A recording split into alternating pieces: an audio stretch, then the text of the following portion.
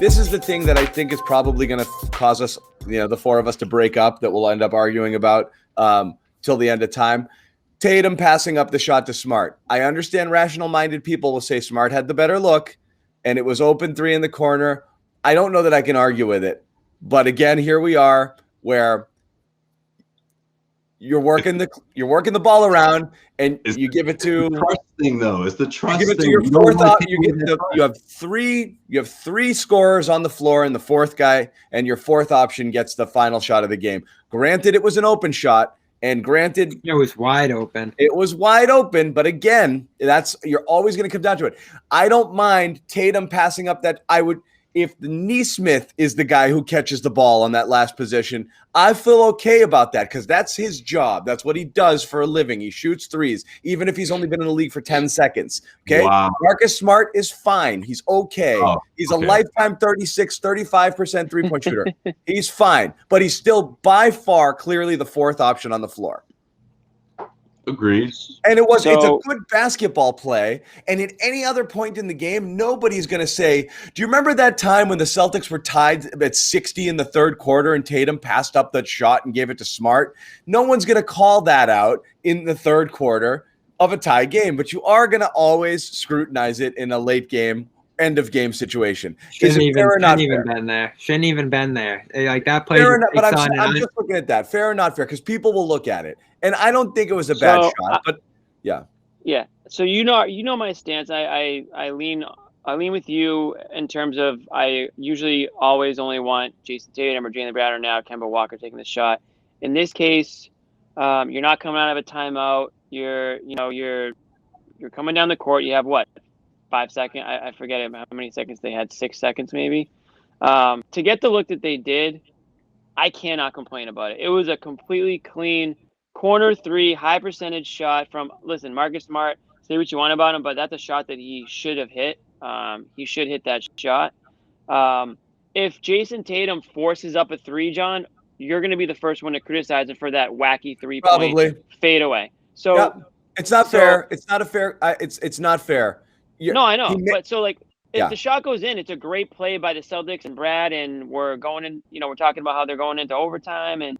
Yeah, I don't see an alternative either. Yeah, you had two people diving at Tatum, and I think that's why help slid up off Smart.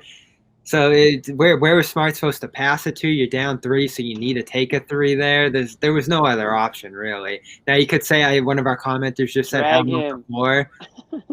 I don't see why you wouldn't have Smart on the floor in crunch time. That doesn't make any sense to me. No, he's on the floor. Who's on the floor? I mean, if you say, you want your best 3-point shooters out there, well, Smart. What are you gonna do? The 2K 3-point lineup? Right, exactly. Here comes Carson. Again, the only if you want to criticize anybody, you're gonna have to criticize Kemba for the turnover. I mean, Jayson Tatum had the game, the huge and one to put them in that position, and the shot just didn't fall. I mean, if the shot falls, it's a completely different story.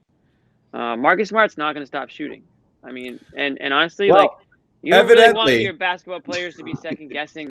Evidently, he's not, and right. So that brings us again to our and this is I actually. What's funny is I'm getting ripped for saying bad take. I actually, in that situation, think Tatum was better off passing the ball than taking that shot. They blitzed him. It would have been a contested shot with two guys on him. Smart was wide open. Okay, and I'm John, just bringing it up because it happened, and it's going to get scrutinized. People think you're bringing it up to give him crap. No, he's just saying what happened.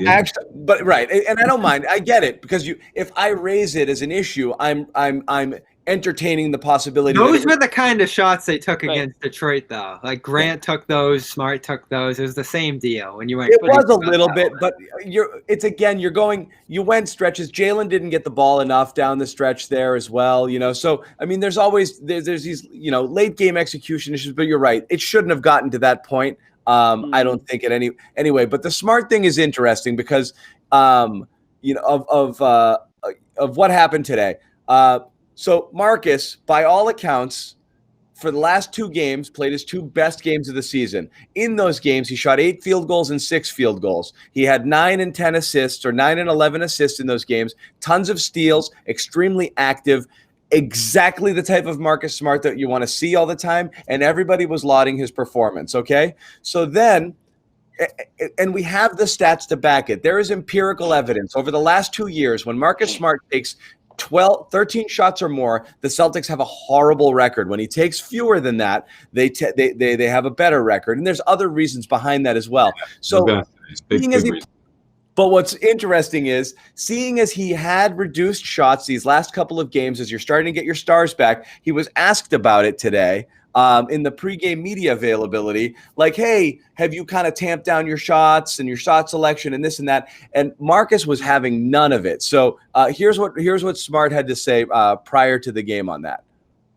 Same thing I've been doing, same thing with my three-point ability, just continue to shoot the ball, shoot with confidence, not really give a F what anybody says, nor cares about me shooting. I know I get shit a lot, but who cares, and just go out there and continue to do it. My teammates trust me. I believe in myself. I know what I can do just because I'm not doing it every night.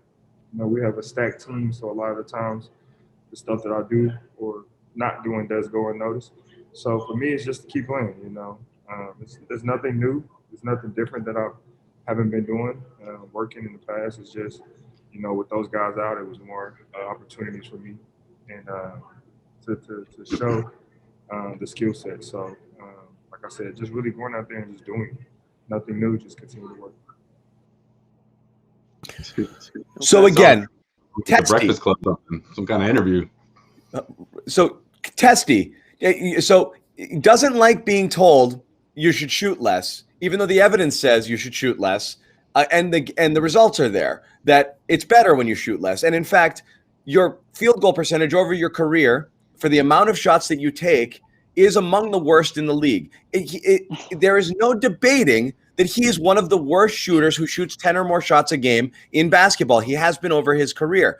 Doesn't mean he should never shoot. It just means that he affects the game in so many other ways better than when he's taking a lot of shots. The evidence bears that's that out. The thing, John. Like, that's not the focal point of the conversation. He doesn't like hearing it. And then the day that this happens, he goes out and jacks 15 shots when you have the big three, back on the floor, which it just seemed odd to me, because if ever there was a day to not do it, you have the big three back and Brad played 13 guys. There should have been fewer opportunities to shoot in this game than in any game this season. And he jacked 15 shots.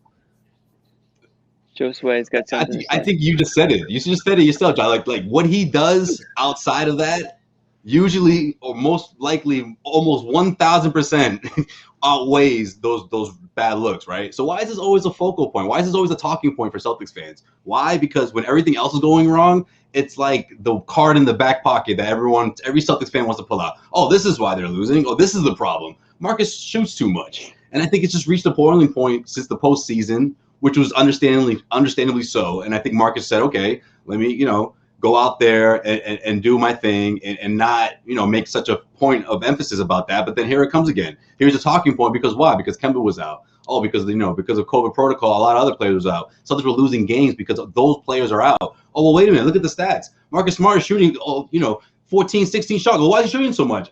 Because the other players are out, John. Because half the team is out. Like, yeah, of course. Why are they? Are you lecturing me? No, I mean, I'm saying John for all the Celtics fans that sound like John. I'm calling y'all Johns, okay? Everybody, hop on Josue's back, boys. He's taking you home, okay? Like this is you're picking at. You know what I mean? Like it's like the go-to complaint, as if it's like the biggest issue the Celtics have right now. It's like the seventh worst. It's like the seventh bad thing the seventh biggest problem. The 10th biggest problem the Celtics have.